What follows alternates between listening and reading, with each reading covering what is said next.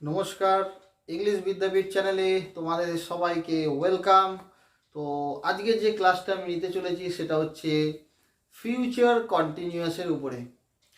তো আগের যে ক্লাসগুলো ছিল প্রেজেন্ট কন্টিনিউয়াস এবং পাস্ট কন্টিনিউয়াস, ওগুলো অবশ্যই দেখতে হবে এইটা বুঝতে গেলে। তো যারা দেখোনি তারা অবশ্যই প্লে লিস্টে যাও, প্লে লিস্টে আমার চ্যানেলে প্লে লিস্ট পেয়ে যাবে, প্লে লিস্টে গিয়ে তোমরা ওগুলো পেয়ে যাবে। ঠিক আছে, ক্লাসগুলো রেগুলারলি ফলো করো, না হলে কিন্তু বুঝতে অসুবিধা হতে পারে। ঠিক আছে, একটা স্টেপ বাই স্টেপ আমি সব করাচ্ছি। আমি তো এমন নয় যে এটা ছেড়ে ওটা চলে যাচ্ছি, পারফেক্ট কন্টিনিউয়াসে চলে যাচ্ছি বা পাস্ট পারফেক্টে চলে যাচ্ছি। সব স্টেপ বাই স্টেপ করাচ্ছি, যাতে ধারাবাহিকভাবে কেউ যদি ফলো করো, স্টেপ বাই স্টেপ পরপর যেরকম আমি ক্লাস করেছি যদি ফলো করো, কারোর বিন্দু মাত্র যে কোনো ধরনের স্টুডেন্টস হোক, সে সাধারণ থেকে অসাধারণ স্টুডেন্ট, সে যেই হোক না কেন, কারোর বুঝতে অসুবিধা হবে না। হ্যাঁ, কেউ হয়তো একবারে ধরবে, মানে বুঝতে পারবে, কেউ হয়তো চারবার পাঁচবারে বুঝতে পারে বা দুবারে বুঝতে পারে। ঠিক আছে, কারণ সবাই তো সবার ব্রেন তো আর এক ক্যাপাসিটি নেই, বুঝতে পেরেছো? বিভিন্ন যে হাতের পাঁচটা আঙ্গুল যেমনি সমান হয় না, তো ধরার ক্ষমতার ধারণ ক্ষমতাও বিভিন্ন হয়। তো অবশ্যই যেরকম বলছি ফলো করো, সবাই বুঝতে পারবে। তো ফিউচার কন্টিনিউয়াস দেখো কী জিনিস, এখানে সবই ডেফিনেশন, আমি তোমাদের বলেই থাকি যে ডেফিনেশনই সব কিছু। তো কন্টিনিউয়াস কথাটার মানে কি, অর্থ কি, এটা যদি বুঝি অনেক হালকা হয়ে যাবে ব্যাপারটা।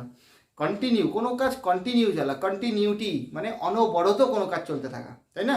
অনবরত কোনো কাজ চলতে থাকে, সেটাই তো কন্টিনিউয়াস। আমরা কথায় কথায় বলি কন্টিনিউ করার কাজটা, তাই না?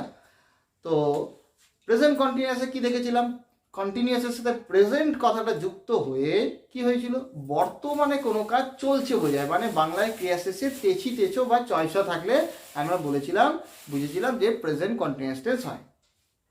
ক্লিয়ার? পাস্ট কন্টিনিউয়াসে কি দেখেছিলাম, পাস্ট কথাটা যুক্ত আছে কন্টিনিউয়াসের সাথে, মানে অতীত, অতীতকালে চলে গেল। তো অতীতে কি না, অতীতে কোনো কাজ চলছিল বোঝালে, অতীতে কোনো সময় ধরে, কোনো একটা সময় ধরে কোনো একটা কাজ চলছিল, মানে বাংলায় ক্রিয়ার শেষে তেছিলাম থাকলে। ক্রিয়ার শেষে কেন বারবার বলছি, অনেকে যারা আমার আগের ক্লাস দেখোনি তাদের মনে হতে পারে, কারণ ক্রিয়াই কাল নির্ধারণ করে, বারবার আমি বলেছি। এবং ক্রিয়া অর্থাৎ ভার্বকে আমি সবথেকে গুরুত্বপূর্ণ বলে থাকি পার্টস অফ স্পিচের মধ্যে, তার কারণ বুঝতেই পারছো যে ভার্ব ছাড়া, মানে ফাইনাইট ভার্ব, যে ভার্ব টেন্সের ঘটনা থাকে, অর্থাৎ ভার্ব ছাড়া কোনো সেন্টেন্স মেকিং ইংরেজিতে পসিবল নয়, কোনো বাক্য তৈরি সম্ভব নয় ইংরেজিতে। তো ভার্ব সবথেকে গুরুত্বপূর্ণ, ওই জন্য এই ভার্ব অ্যান্ড টেন্স যার ক্লিয়ার থাকবে, আমি বলে থাকি সব রাস্তা তার জন্য ওপেন। ইংরাজি গ্রামারের কোনো শেষ নেই, প্রচুর আইটেমস আছে, সবই শিখতে পারবে। তার আগে বেসিক্স ক্লিয়ার থাকতে হবে। ভিত যার নড়বড়ে তার কিন্তু হবে না, ভিত মজবুত থাকতে হবে। ঠিক আছে, তো অবশ্যই চ্যানেলটাকে সাবস্ক্রাইব করে রাখবে, নোটিফিকেশান বেল অল করে রাখবে, যাতে আমি প্রতিদিন বলেছি ক্লাস নেব, এবং যখনই ক্লাসগুলো নেব তার নোটিফিকেশান তোমাদের কাছে চলে আসবে, এবং তোমরা রেগুলারিটি নিজেদের মধ্যে রাখতে পারবে। ঠিক আছে, আর বন্ধুদের মধ্যে শেয়ার করতেও ভুলো না। সবাই যাতে লাভবান হয়, সবাই যাতে উপকৃত হয়, আমার এই চ্যানেল করার উদ্দেশ্যেই সবার কাছে পৌঁছানো, সবার যাতে ভালো করা যায়। কারণ গ্রামার অনেকেই শিখতে পায় না ঠিকঠাকভাবে, ইংলিশ গ্রামারের সঠিক টিচিং সবাই পায় না, সে যে কোনো কারণেই হোক। তো সেটা যাতে তারা সবাই লাভবান হয়, সেজন্য তোমরা অবশ্যই শেয়ার করো এবং নিজেরাও লাভবান হও। ঠিক আছে, তো যাই হোক, ফিউচার কন্টিনিউয়াস।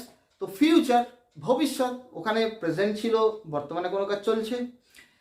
পাস্ট কন্টিনিউয়াস, অতীতে কোনো কাজ চলছিল, এখানে ফিউচার কন্টিনিউয়াসের সাথে যুক্ত হচ্ছে, মানে ভবিষ্যৎ চলে এলো।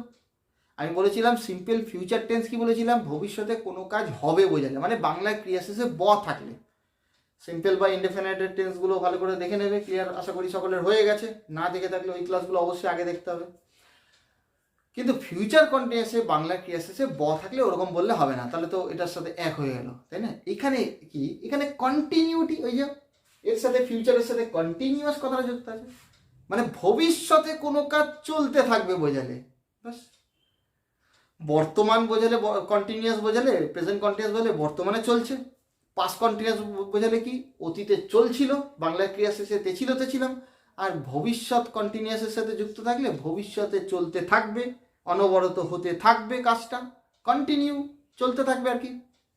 কন্টিনিউয়াস কথাটা যুক্ত আছে ভবিষ্যতের সাথে, বাস হয়ে গেল ফিউচার কন্টিনিউয়াস। তাহলে কোনো কাজ কোনো একটা সময়ে ভবিষ্যতে চলতে থাকবে বোঝালে, কোনো একটা সময় ধরিয়ে বা কোনো একটা সময়ে চলতে থাকবে বোঝালে, তখনই ফিউচার কন্টিনিউয়াস টেন্স তাকে বলে। ঠিক আছে, ধরো আমি বললাম যে তুমি আগামীকাল এই সময় পড়তে থাকবে, বা আগামীকাল এই সময় ঘুরতে থাকবে, বা টিভি দেখতে থাকবে, বা যে কোনো কিছু করতে থাকবে। তার মানে কি, ভবিষ্যতে কোনো একটা সময় ধরে তুমি কাজটা করতে থাকবে, অনবরত চলতে থাকবে, কখন শেষ হবে বলা নেই। এটাকেই বলে কন্টিনিউ, মানে চলতে থাকবে, এ কোনো কখন শেষ হবে কোনো উল্লেখ নেই এখানে। বোঝা গেল? এটাই হচ্ছে কন্টিনিউয়াস। আর এখানে ফিউচার যেহেতু বলছি, তো ফিউচার কন্টিনিউয়াস, ভবিষ্যতে কোনো কাজ চলতে থাকবে। আর পাস্ট কন্টিনিউয়াস বললাম কোনো কাজ অতীতে চলছিল। আর প্রেজেন্ট কন্টিনিউয়াস কোনো কাজ চলছে। বাংলায় ক্রিয়া শেষে চয় ছা বা তেছি তেছো বোঝালে প্রেজেন্ট কন্টিনিউয়াস। ঠিক আছে? তো এর ফর্মুলা ঘাবড়ানোর কিছু নেই। আমি বলেছিলাম ফিউচার কন্টিনিউয়াসে আমি তিনটে কন্টিনিউয়াসেরই, প্রেজেন্ট, পাস্ট, ফিউচার কন্টিনিউয়াস তিনটেরই তুলনামূলকভাবে একটা এক্সাম্পল দিয়ে দেবো, তোমরা খুব সহজে ধরতে পারবে, যেরকম আমি ইনডেফিনাইটেও করেছিলাম। দেখো এস, এর শর্ট ফর্ম তো আমার যারা ক্লাস রেগুলার দেখো তারা বুঝেই গেছে, এস ফর সাবজেক্ট মানে কর্তা। আর বাংলায় তোমাদের ইংরাজি বাক্য গঠনের সহজ বুদ্ধি তো শিখিয়ে দিয়েছি বেসিক ক্লাসে, subject plus verb plus rest, মানে কর্তার পরে ক্রিয়া, তারপরে বাকি অংশ। তো সাবজেক্ট, তারপরে দেখো ভার্ব বলছে, তারপরে আর দেখো রেস্ট মানে বাকি অংশ। তো ভার্ব কি, শ্যাল বি অথবা উইল বি। শ্যাল বা উইল হয় না সিম্পল ফিউচার টেন্সে, এখানেও তাই, কিন্তু একটা বি আসবে। এবার এটা অনেকের মনে হবে কঠিন, মনে হচ্ছে কিছু না, আমি যখনই তুলনা করে দেখাবো পাস্ট কন্টিনিউয়াস আর প্রেজেন্ট কন্টিনিউয়াস হবে, তখনই সব পরিষ্কার হয়ে যাবে এবং সোজা লাগবে। দেখো শ্যাল বি অথবা উইল বি, তারপরে ভাবের রুটের সাথে আইএনজি প্লাস আর। এক্সাম্পল দেখো, হি উইল বি প্লেইং ফুটবল। আমি বলেছিলাম একটি উদাহরণ দিয়ে দেখাবো যাতে সকলের বুঝতে সুবিধা হয়। এক্সাম্পল তো অনেক আছে। হি উইল বি প্লেইং ফুটবল মানে কি, সে ফুটবল খেলতে থাকবে। এখানে একটু যোগ করলে ভালো হয়, at this time. Tomorrow he will be playing football at this time, মানে আগামীকাল সে খেলতে থাকবে ফুটবল এই সময়। এগুলো আমি যুক্ত করলাম না, তোমাদের মুখে বলে দিলাম মৌখিকভাবে, যুক্ত করলাম না কারণ অনেক কিছু বেড়ে যাবে, মানে এক্সট্রা আরও জুড়ে যাবে বাক্যটার সাথে, তখন অনেকে গুলিয়ে ফেলতে পারে। সেই জন্য আমি মুখে বলে দিলাম যে আগামীকাল তারা ফুটবল খেলতে থাকবে এই সময়। ঠিক আছে? তো দেখো ফর্মুলা অনুসারে হলো তো। উইল বি, উইল প্রশ্ন হতে পারে স্যার শ্যাল কেন হলো না? এ বরাবর বলেছি যে থার্ড পার্সনের পরে সাধারণত উইল হয়, আর সেকেন্ড পার্সনের পরে উইল হয়, ফার্স্ট পার্সনের পরে শ্যাল হয়। পার্সেন্ট শিখেছি আমি, আমরা ফার্স্ট পার্সন, তুমি তোমরা সেকেন্ড পার্সন, বাকি সব থার্ড পার্সন। ফার্স্ট পার্সনের পরে শ্যাল সাধারণত হয়, সেকেন্ড অ্যান্ড থার্ড পার্সনের পরে সাধারণত উইল হয়। উল্টোটাও হয় ইন কেস অফ এমফাসিস, মানে জোর দিয়ে যদি বোঝায়। তো হি থার্ড পার্সনের জন্য উইল হয়েছে, হি উইল বি প্লেইং মানে সে খেলতে থাকবে। দেখো উইল বি বসে গেল, তারপরে ভাবের রুট, কোন ভাব দরকার, যে ভাব তোমার দরকার, যে ডু ভাব তুমি আনতে চাও, এক্সপ্রেস করতে চাও। প্লে একটা এনেছি, আমি একটা দিয়ে দেখাচ্ছি কেন তোমরা বুঝতে পারছো, তোমাদের বোঝার সুবিধার্থে। প্লে আইএনজি হয়ে গেল, ভাবের রুটের সাথে আইএনজি। আর প্লে কেন রুট ফর্ম কিভাবে সেটাও আমি আগের ক্লাসে বুঝেছি। প্লেসটা রুট ফর্ম না, প্লেটা রুট ফর্ম। সমস্ত প্রেজেন্ট ফর্মই কিন্তু দুটো করে প্রেজেন্ট ফর্ম থাকে, এস যুক্ত একটা আর এস ছাড়া। যেটা এস ছাড়া সেটাই হচ্ছে রুট ফর্ম ডু ভার্বের ক্ষেত্রে। ঠিক আছে? আর বি ভার্ব অ্যাডভার্বের ক্ষেত্রে কিন্তু নয়। বি ভার্ব তো প্রেজেন্ট ফর্ম আমি যা, তার রুট ফর্ম হচ্ছে বি স্বয়ং নিজে, মানে নিজে হওয়া। আর হ্যাভ হ্যাজ প্রেজেন্ট ফর্ম, তার রুট ফর্ম হচ্ছে হ্যাভ নিজে। ক্লিয়ার? আর ডু ভার্বের ক্ষেত্রে বললাম এস যুক্ত ছাড়া যেটা থাকবে সেটাই হচ্ছে রুট ফর্ম। যেমনি গো আর গোস, এর মধ্যে যদি রুট তোমায় কেউ জিজ্ঞেস করে কি হবে, গো। ক্লিয়ার হয়েছে? কারণ গো থেকে গোস আসছে, গোস থেকে গো না। তো হি will be playing football, say football খেলতে থাকবে। ক্লিয়ার হয়েছে? এবারে আমি তোমাদের দেখাবো যে কিভাবে তুলনামূলকভাবে এই তিনটে কন্টিনিউয়াসই কাজ করে। দেখো দেখো আমি কিচ্ছু করবো না, আমি একটি বাক্য দিয়ে কেন এক্সাম্পল দেখাচ্ছি, নিশ্চয়ই তোমরা ইনডেফিনাইটে কিছুটা বুঝেছো, ভয়েসেও খুব সুবিধা হবে। যদিও ফিউচার কন্টিনিউয়াসের কোনো ভয়েস চেঞ্জ হয় না বলে দিই, হ্যাঁ কিছু টেন্স আছে যেগুলোর ভয়েস চেঞ্জ কিছু হয়, একদমই কোনো ব্যবহার নেই, সেটা আমি এখনই বলে দিলাম। ফিউচার কন্টিনিউয়াসের কোনো ভয়েস চেঞ্জের ক্লাসে বলতামই, কিছু কিছু টেন্স আছে যেগুলোর কোনো ভয়েস চেঞ্জ হয় না। তো এখানে অবজেক্ট থাকাও যায়, না থাকাও যায়। তো আমি যেহেতু আগেরগুলো একই উদাহরণ দিয়ে দেখাচ্ছি তোমাদের বোঝানোর সুবিধার্থে, আমি এই একই এক্সাম্পল নিচ্ছি, জাস্ট টেন্সটা চেঞ্জ করে ফিউচার কন্টিনিউয়াস এই উইল বি ঢুকিয়ে দিয়েই হয়ে গেছে, তাই না? তো মজার বিষয় দেখো তুলনা কিভাবে করবে পাস্ট কন্টিনিউয়াসে। আরে এইখানটা লক্ষ্য করো, এটা ফিউচার কন্টিনিউয়াস, আর পাস্ট কন্টিনিউয়াস এখানে কি হয়, ওয়াজ। প্রেজেন্ট কন্টিনিউয়াস কি হয়ে যাবে, ইজ। দেখো লক্ষ্য করো, হি উইল বি প্লেইং ফুটবল, এটা স্ক্রিনশট করে নিতে পারো বা নোট ডাউন করে নেবে। He will be playing football, he was playing football, he is playing football। খালি ভার্বটা, ক্রিয়াটাকে আমি পরিবর্তন করেছি, কারণ ক্রিয়া কাল নির্ধারণ করে। আর দুটো যদি ভার্ব থাকে পাশাপাশি, শিখেছি না আগেরটা অক্সিলারি পরেরটা প্রিন্সিপাল। তো উইল বি আর প্লেইং দুটো ভার্ব আছে দেখতে পাচ্ছ, আগেরটা অক্সিলারি পরেরটা প্রিন্সিপাল। ক্লিয়ার হয়েছে? আগেরটা অক্সিলারি পরেরটা প্রিন্সিপাল ভার্ব। তো এখানে অক্সিলারি রূপে এটা কাজ করছে আর প্রিন্সিপাল ভার্ব এটা, দুটো অংশ রয়েছে। দেখতে পাচ্ছ বিটাকে এখানে আলাদা করে ধরলে হবে না কিন্তু, হ্যাঁ, কারণ এখানে তো আরেকটা ডু ভার্ব রয়েছে না, প্রিন্সিপাল ভার্ব এ নয়, প্রিন্সিপাল ভার্ব এ, মানে নিজের মানে নিয়ে যে ভার্ব বসে তাকে বলে প্রিন্সিপাল ভার্ব শিখেছি। তো দেখতে পাচ্ছ খালি অক্সিলারি ভার্বের খেলা, দেখতে পাচ্ছ এখানে খালি অক্সিলারি ভার্ব, সাহায্যকারী ক্রিয়া, মানে হেল্পিং ভার্বের খেলা। কারণ অক্সিলারি ভার্ব টেন্স নির্ধারণ করে। তুমি দেখো উইল বি তাকে ওয়াশ করে দিলে পাস্ট কন্টিনিউয়াস হয়ে গেল, ইজ করে দিলে প্রেজেন্ট কন্টিনিউয়াস হয়ে গেল। আরে বাবা তুমি দেখতে পাচ্ছ তো যে, ভালো করে বোঝো, এখানে বি ভার্বের খেলা, মানে অক্সিলারি ভার্ব সেটা কি ভার্ব আছে, বি ভার্ব। ফিউচার কন্টিনিউয়াসে বি ভার্বের ফিউচার ফর্ম কি না এটা দেখো তো, বি ভার্বের ফিউচার ফর্ম কি না এটা, ফিউচার ফর্ম গঠন করা শিখেছি না সহজ বুদ্ধিতে, যে শ্যাল বা উইলের পরে ভার্বের রুট ফর্ম হলেই সেটাই হচ্ছে simple future tense. R be ভার্বের ফিউচার ফর্ম কিভাবে গঠন করবো, হ্যাঁ মনে তো থাকবে শ্যাল বি উইল বি, ব্যাস কিভাবে গঠন করবো, সহজ, শ্যাল বা উইলের পরে যে ভার্ব দরকার তার রুট ফর্ম, ব্যাস সেটা ইজ ফিউচার টেন্স বা সিম্পল ফিউচার। তো shall be will be be ভার্বের ফিউচার ফর্ম না, বি ভার্বের প্রেজেন্ট ফর্ম অ্যাম ইজ আর, বি ভার্বের past form was were, be ভার্বের ফিউচার ফর্ম শ্যাল বি অথবা উইল বি। কারণ শ্যাল বা উইলের পরে ভার্বের রুট ফর্ম কোন ভার্ব, বি, স্বয়ং তো রুট, ওর জন্য বি বসে যাচ্ছে, দেখো বোঝাতে পারছি। আর ভার্বের পার্টস অফ স্পিচে ভার্বের ক্লাসেও আমি এগুলো বিস্তারিত আলোচনা করেছি, ওই ক্লাসগুলো দেখবে, এখানেও বুঝিয়ে দিলাম।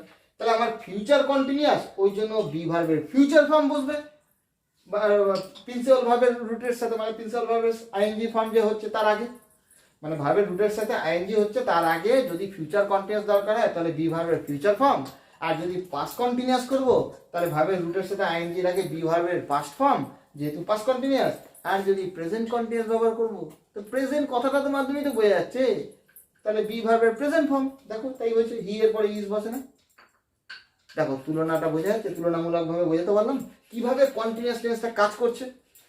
প্রেজেন্ট কন্টিনিউয়াস হলে অক্সিলারি ভার্বই যদি টেন্স নির্ধারণ করবে, আর বাকি তো সবই কমন।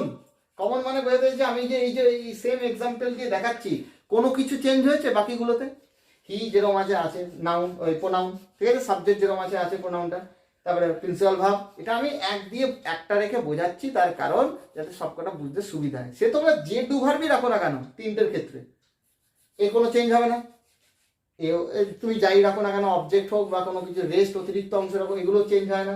আমি টেন্স যদি চেঞ্জ করি, ফিউচার কন্টিনিউয়াস থেকে পাস্ট কন্টিনিউয়াস, পাস্ট কন্টিনিউয়াস থেকে ফিউচার কন্টিনিউয়াস, প্রেজেন্ট কন্টিনিউয়াস থেকে পাস্ট কন্টিনিউয়াস, যে টেন্স থেকে যে টেন্স চেঞ্জ করি না কেন, কন্টিনিউয়াসের মধ্যে অন্য কোনো কিছু চেঞ্জ হবে বাক্যটার। তোমাকে যদি প্রশ্ন দেয় he will be playing football, ব্র্যাকেটে প্রশ্ন আছে change into present continuous tense বা change into past continuous tense, তুমি কি চেঞ্জ করবে, বাকি কিছু চেঞ্জ করবে, কিচ্ছু করবে না। দুটো যদি ভার্ব থাকে, আগেরটা অক্সিলারি পরেরটা প্রিন্সিপাল ভার্ব, অক্সিলারি ভার্ব যদি টেন্স নির্ধারণ করে থাকে তাহলে অক্সিলারি ভার্বের টেন্স চেঞ্জ করে দেবো, কাজ হয়ে গেল। তাহলে অক্সিলারি ভার্ব এখানে দেখছি উইল বি, তার মানে এটা ফিউচারে আছে। পাস্ট কন্টিনিউয়াস যদি চেঞ্জ করতে দেয় তাহলে এটা উইল বিটা আলটিমেটলি কি, বি ভার্ব, তো বি ভার্বের ফিউচার ফর্ম, যেহেতু ফিউচার কন্টিনিউয়াস আছে তো বি ভার্বের পাস্ট ফর্ম কি, ওয়াজ ওয়ার, সাবজেক্ট অনুসারে ওয়াজ বা ওয়ার বসিয়ে দেবে, আর বাকি তো সব এক। আর প্রেজেন্ট কন্টিনিউয়াস বি ভার্বের, যদি বি ভার্বের খেলা হচ্ছে অক্সিলারি রূপে, বি ভার্ব যদি অক্সিলারি রূপে বসে তো বি ভার্বের প্রেজেন্ট ফর্ম বসবে। ক্লিয়ার হয়েছে, বোঝাতে পারলাম। তাহলে কন্টিনিউয়াসে দেখতে পেলে তোমরা ফর্মুলা তো নামেই সবই এক, খালি এই যে এই জায়গাটারই খেলা, তাই না, এই যে এই এরিয়াটা মানে এই অক্সিলারি ভার্বেরই খেলা চেঞ্জ হচ্ছে, কারণ অক্সিলারি ভার্ব টেন্স নির্ধারণ করে। প্রেজেন্ট কন্টিনিউয়াসের ক্ষেত্রে বি ভার্বের প্রেজেন্ট ফর্ম বসবে, পাস্ট কন্টিনিউয়াসের ক্ষেত্রে বি ভার্বের পাস্ট ফর্ম বসবে, ফিউচার কন্টিনিউয়াসের ক্ষেত্রে বি ভার্বের ফিউচার ফর্ম বসবে, আর তারপরে ভার্বের রুটের সাথে আইএনজি দিলি সেটা কন্টিনিউয়াস ফর্ম। এগুলো তো মনে থাকবে, ভার্বের রুটে সবই কমন, প্রত্যেকটার ক্ষেত্রে খালি চেঞ্জ তো হচ্ছে এই অক্সিলারি ভার্ব। ক্লিয়ার হয়েছে, এই হলো কন্টিনিউয়াসের এরিয়া। তাহলে প্রেজেন্ট কন্টিনিউয়াস বর্তমানে কোনো কাজ চলছে, পাস্ট কন্টিনিউয়াস কোনো কাজ অতীতে চলছিল, ফিউচার কন্টিনিউয়াস ভবিষ্যতে কোনো কাজ হতে থাকবে, চলতে থাকবে, কন্টিনিউয়াস ডেফিনেশনই সব কিছু বোঝাতে পারলাম। তো ফিউচার কন্টিনিউয়াসে বুঝিয়ে দিলাম, তার সাথে তোমাদের তিনটে তুলনাও আমি কিন্তু ক্লিয়ার করে দিলাম, বোঝা গেল, বুঝতে পারলাম। এরপরে আমি ভয়েস চেঞ্জ যখন করব এই বাক্য দিয়ে বুঝতে পারবে ফিউচার কন্টিনিউয়াসের হয় না, কিন্তু প্রেজেন্ট কন্টিনিউয়াস আর পাস্ট কন্টিনিউয়াসের তো হবে, তাই না, তো সেগুলো বুঝতে তোমাদের সুবিধা হবে। তো আশা করি ফিউচার কন্টিনিউয়াস কেন কোনো কন্টিনিউয়াস নেই তোমাদের আর বুঝতে অসুবিধার কথা নয়, এটা স্ক্রিনশট করে নিতে পারো বা নোট ডাউন করে নেবে, এগুলো প্র্যাকটিসে আনবে, প্র্যাকটিস করবে, নিজের মনে মনে ভাববে, দেখবে ফর্মুলা তো এই মনের মধ্যেই থেকে যাবে, এই তো মুখস্থ করার জিনিস নয়, ঠিক আছে, দেখতে পাবে সব কিছু, শুধু প্র্যাকটিস দরকার, একটু সঠিক মানসিকতা রেখে এগো, সব ক্লিয়ার হয়ে যাবে, ঠিক আছে। তো আজকে এই পর্যন্তই রইলো। নেক্সট ক্লাস আমি মানে টেন্সের ক্লাস পারফেক্টে আসবো। ইনডেফিনাইট বা সিম্পল শেষ, টেন্সের উপরে কন্টিনিউয়াস শেষ হয়ে গেল। নেক্সট পারফেক্ট আসবে, তারপরে পারফেক্টের তিনটে, present perfect, past perfect, future perfect, তিনটেই গুরুত্বপূর্ণ। তারপরে আসবে পারফেক্ট কন্টিনিউয়াস, সেও তিনটে টেন্সের উপরেই, প্রেজেন্ট, পাস্ট, ফিউচারের পারফেক্ট কন্টিনিউয়াস। এক এক করে প্রত্যেকটা নিয়ে আসবো এবং তুলনামূলকভাবে সব দেখিয়ে দেবো, এবং তারপরেও লাস্টেও আবার প্রত্যেকটার তুলনা কিভাবে কাজ করছে, মানে তুলনামূলক স্টাডি, একটা কম্পারেটিভ স্টাডি একটা করিয়ে দেবো। ঠিক আছে, যেরকমভাবে এই তিনটে টেন্সের উপর দেখাবো, তখন সব কটার উপরে দেখাবো, ঘাবড়ারও কিছু নেই। আমি বলেছি 7 থেকে 8টা টেন্সের উপর গুরুত্ব দিলে ওই কটা 8টা টেন্স যদি তিনটে টেন্সের 4টে করে ভাগ, 3 4 12টা, তার মধ্যে 8টা টেন্স যদি ক্লিয়ার রাখো, যেটা খুব কাজে লাগে, তাতেই কাজ হয়ে যাবে। ঠিক আছে, তো সব টেন্স নিয়ে কোনো টেনশন রাখতে হবে না, ক্লিয়ার হয়ে যাবে, একটু প্র্যাকটিস করো, সব ঠিক হয়ে যাবে। ঠিক আছে, তো আজকে এই পর্যন্তই রইলো। থ্যাংক ইউ, নেক্সট ক্লাসে আবার দেখা হবে।